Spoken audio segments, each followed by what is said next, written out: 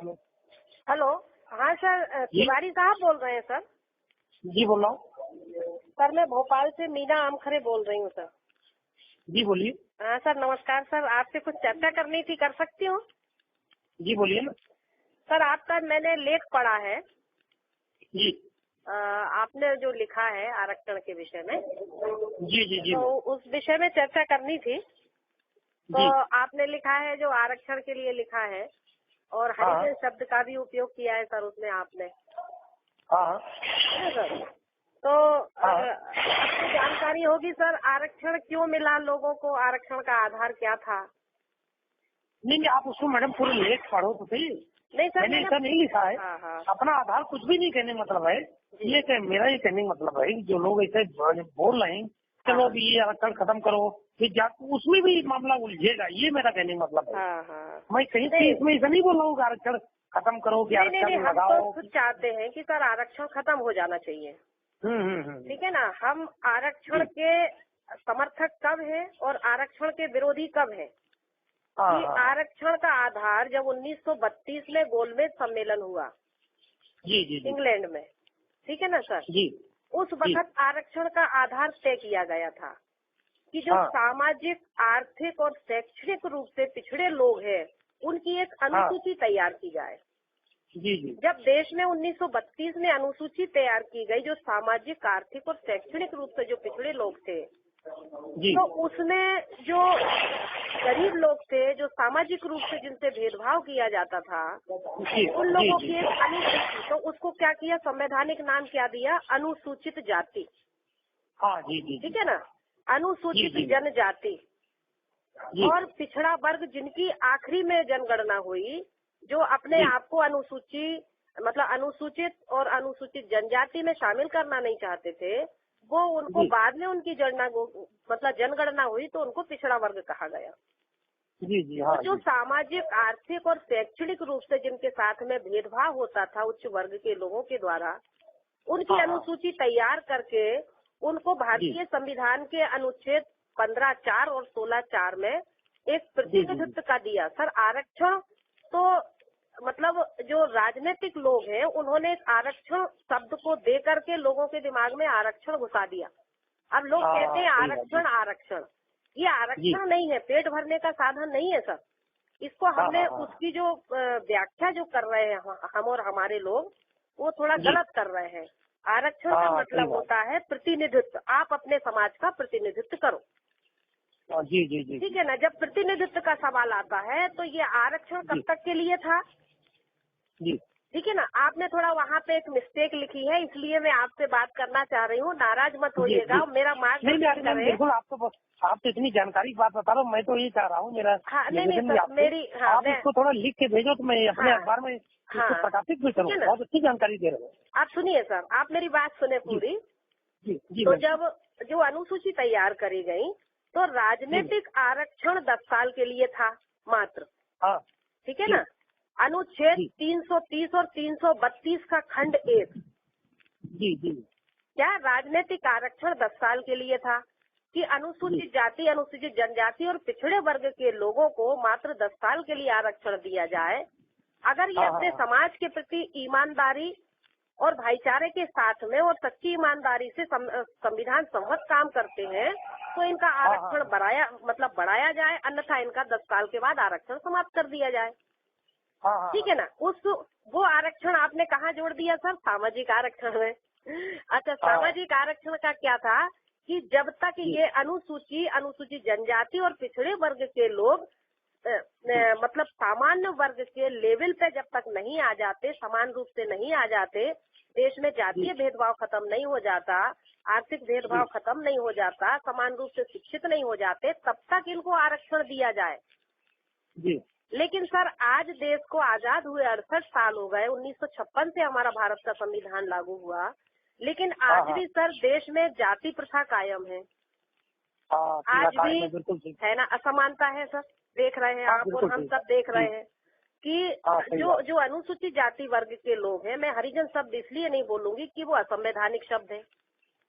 ठीक है ना। भले हमें बोलने में बहुत अच्छा लगता है हरिजन, लेकिन हरिजन शब्द जब हम बोलते हैं तो बोलने में अच्छा लगता है, लेकिन वो एक तरह से गाली है कि जिस तरह से एक शब्द होता है कि राम नाम सत्य है। अब राम नाम सत्य कहाँ बोला जाता है? जब किसी की मृत्यु होती है और उसको लेकर के जाते हैं शमशान घाट, ठीक है ना। लेकिन राम नाम सत्य हम शादी के अवसर पर तो नहीं बोल सकते ना। जी है ना, उसकी जगह महत्व अलग है और उस शब्द का उस जगह महत्व अलग है जी, है ना। तो जहाँ पर जिस शब्द को यूज किया जाए वो वहीं पर उसकी प्रासंगिकता होती है। हाँ सही ठीक बात है ना है। सर।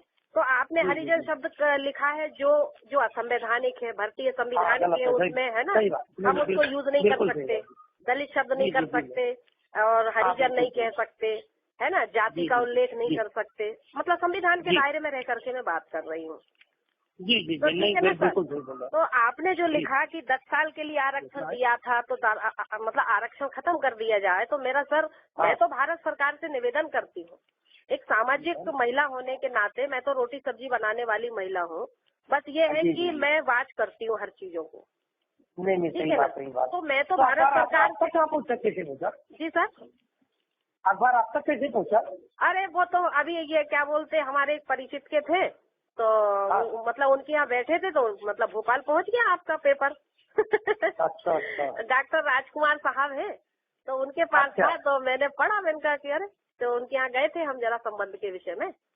चलो अच्छा। कभी कभी क्या होता है, कुछ कई बार कुछ गलतियां भी अच्छी रहती, इसी वाले कई लोगों तक पहुंच जाता। आपकी चर्चा भी हो गई। नहीं कोई बात नहीं है सर। लेकिन क्या है, मेरा निवेदन है सर ये कि जब हम किसी भी चीज को अगर लिखें, तो अगर हमारे पास 100% पुख्ता जानकारी हो तो ही हम किसी चीज के बारे में छापें।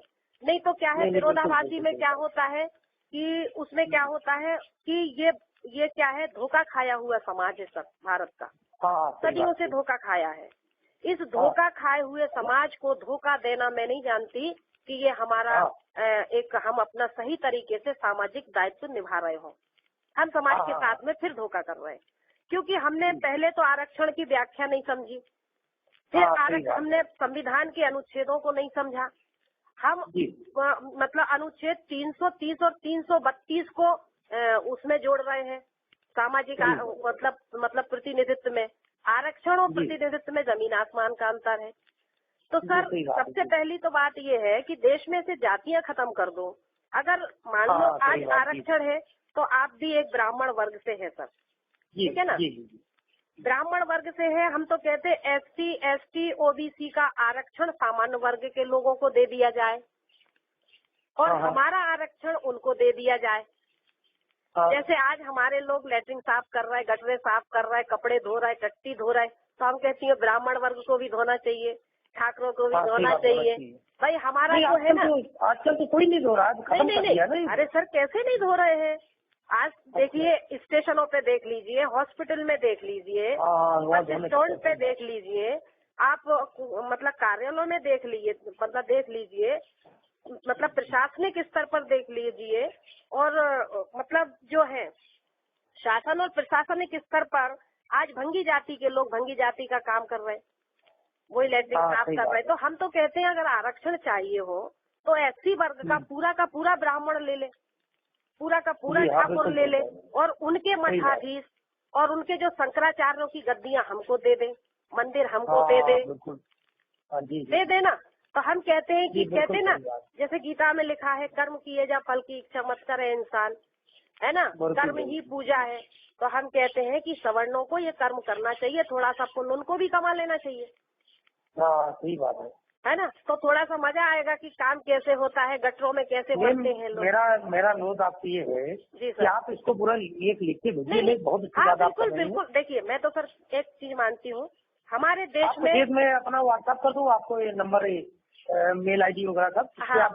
देखिए, आपकी बात मैं प्रकाशित करूंगा। नहीं, देखिए सर, एक चीज और मैं बोलूँ कि देश में सर दो सैनिक हैं, दो सेनाएं हैं। एक सेना कौन सी है, जो हमारी बाउंड्री पे लगी है देश की सुरक्षा करने के लिए। जी। दूसरी सेना हमारी लगी है देश के अंदर। तो मतलब एक सेना कर रही है देश की रक्षा, दूसरी सेना कर रही है देश के लोगों की रक्षा। तो सर, मेरा आपसे एक ही क्वेश्चन है कि सर देश की रक्षा करने वाले लोग बड़े हैं या देश के लोगों की रक्षा करने वाले लोग बड़े हैं? नहीं, मेरे हिसाब से तो दोनों आवश्यक है।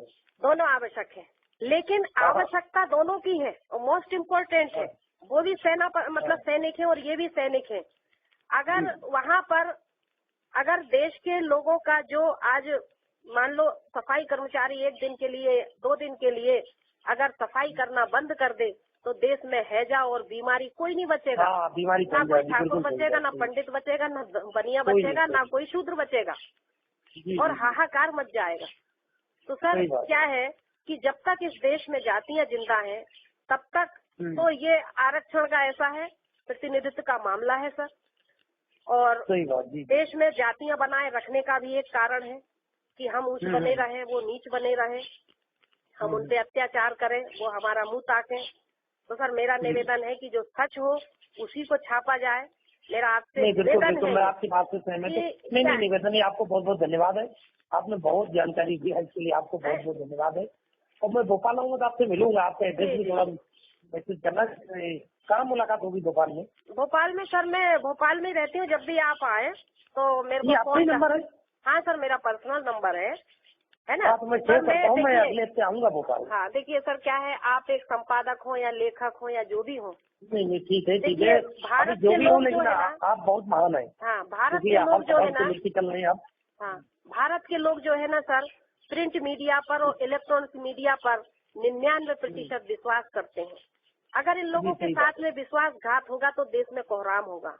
क्योंकि आज देख रहे हो प्रिंट मीडिया बिकाऊ है, इलेक्ट्रॉनिक मीडिया बिकाऊ है। देश में ना सिख इसका आरक्षण का विरोध कर रहा है, ना मतलब मुसलमान विरोध कर रहा है, ना ईसाई कर रहा है।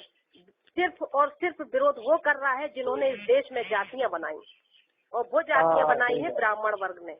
मनुस्मृति के अनुसार, मनुस्मृति में 4,500 श्लोक हैं जी, ठीक है ना। और सबको कर्म सौंप दिए, वर्ण बनाए, वर्ण के बाद कर्म बनाए, कर्म के आधार पर जातियां बनाई, और जातियां के बाद आज ये अत्याचार है। तो SC ST OBC की दुर्दशा का कारण सिर्फ और सिर्फ उसकी जाति है। हाँ, जाति, बिल्कुल सही बात है। ठीक है ना, जाति है सर। और जाति ऐसी है जो कभी नहीं जाती। और ना ही आज तक इसके लिए ना ही अन्ना साहब ने आंदोलन किया, और किसी ने नहीं किया। ना हमारे RSS ने किया, ना विश्व हिंदू परिषद ने किया, ना हमारे ब्राह्मण वर्ग ने किया, ना हमारे क्षत्रिय वर्ग ने किया, ना हमारे कांग्रेस किसी ने भी नहीं किया, ना किसी राजनीतिक दल ने किया सर। कोई भी इसका जाति का विरोध नहीं कर रहा है। सिर्फ फलाना विरोध, ये विरोध, वो विरोध, आरक्षण का विरोध। हम तो कहते 49.5% आरक्षण यदि SC ST OBC के लिए है, 85% लोगों के लिए है, तो 15% लोग 49% ले लें, और जो जहाँ पर वो बैठे हैं उच्च पदों पर, IAS IPS CM PM, मठाधीशों में, मंदिरों में, देवालों में, वो सब हमें दे दें, SC ST को दे दें, और वो हमारा काम कर लें, हम उनका काम कर लें, क्योंकि हम भी पढ़ लिख गए हैं अब। ठीक है ना सर? ठीक है मैडम, मैं भोपाल आऊंगा अगले हफ्ते, आपसे मिलूंगा, मुलाकात करूंगा। बहुत अच्छी जानकारी मिली आपकी। और मैं चाहता हूँ कि आप परसों बार छपेगा, आप उसके लिए एक लेख भेज दें वहाँ से।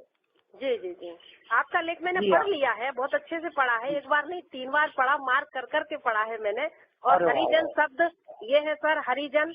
देखिए दक्षिण भारत में देवदासी प्रथा थी और आज भी प्रथा है।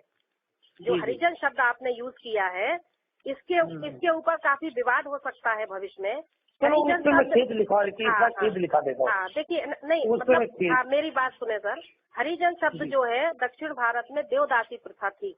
वहाँ पर देवदासी प्रथा के लिए 5 साल, 4 साल, 6 साल, 10 साल जो रजो धर्म से नहीं होती थी, उन बच्चियों को दान कर दिया जाता था। और दान करने के बाद उन देवदासी बच्चियों से जो अपनी युवावस्था में पहुंचती थी, उनसे जो बच्चे पैदा हुए, तो ब्राह्मण वर्ग ने बोला कि भगवान की देन है, हरि की देन है। और मतलब जब उनको मतलब हरि की देन है, यानी ये हरिजन है। इसके ऊपर गोलमेज सम्मेलन में डॉक्टर बाबा साहब और गांधी, इनका बहुत झगड़ा हुआ कि अगर हम हरि की औलाद है तो क्या ब्राह्मण, ठाकुर और बनिया क्या राक्षस की औलाद है? वो अपने को राक्षस की औलाद लिखे, तब हमें हरिजन लिखो। अच्छा अच्छा अच्छा। तो ब्राह्मण ठाकुर बनियों को अपने आप को राक्षस की औलाद से संबोधित करना चाहिए और एसटी और एसटी के लोगों के लिए हरिजन शब्द इस्तेमाल करना चाहिए, तब तो वो हकदार रखते हैं। ये तो आपको बहुत सारी जानकारी, मतलब हमारे को जानकारी भी नहीं थी। हाँ, मैं वही बोल रही हूँ कि सर अधूरी जानकारी इंसान को मतलब अधूरा उसका वो करता है। दुनिया का कोई आदमी पूर्ण विद्वान नहीं है। चलो ये मैं वो तो प्रकाशित करवा दूंगा ठीक है ना सर, तो उसमें संशोधन करें। ये आपका व्हाट्सएप नंबर है क्या? हाँ हाँ, ये मेरा व्हाट्सएप नंबर मैं है। आपको व्हाट्सएप करूँगा। हाँ ठीक है, संडे आपको व्हाट्सएप करूँगा। ठीक है सर, ओके जी, बहुत बहुत धन्यवाद जी।